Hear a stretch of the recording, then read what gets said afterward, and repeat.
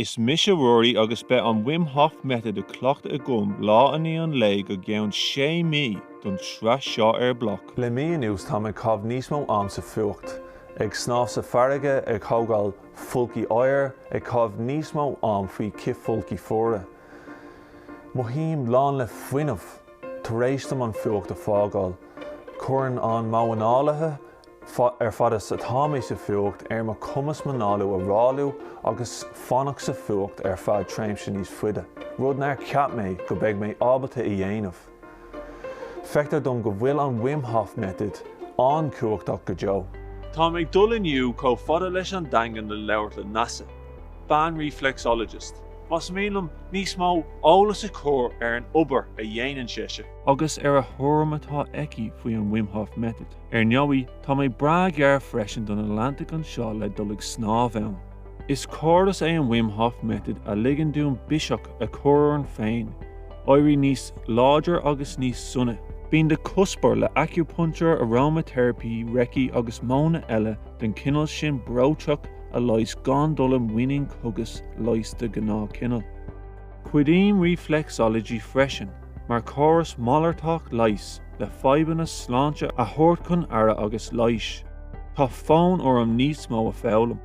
Is Neasa I Conchubhair agus táim a gobernsa in Daingin cúis mar reflexologist. Táim le daoine siocán agus Neasa Ó agus a scíal ligant a dréimhse ina bhfuil gach duine cógnóthach agus faoi stras. Therapy is reflexology ina núsáide malómha chun brúchar I bhaim pointí áirithe I do chosa. Tá na pointí seo na cosa ceangalta trí nerve endings le thorgáin, le fróga agus le bualadh corp áirithe. Caríonn sé leis an corp a thuairt arás a gothrmíocht. Má tá éisiúnt ann laistigh den corp is minic go aimsí mé, chuirtar renúil dom trí na pointí reflex. Tá gach duine códifriúil agus mar sin tá agsúlacht moltí a gom dóibh. Uaireanta tuairim cóirle do mo client doctúr a eiscint má tá symptom curtha láthair acu ina meic fisriú ag testáil. Bhil dóibh stras a laidú más féidir lo sa saoil léithúil agus aiste bí a chothairm a ithe. Déitin leabhar podcast nó guided meditation a carót loibh.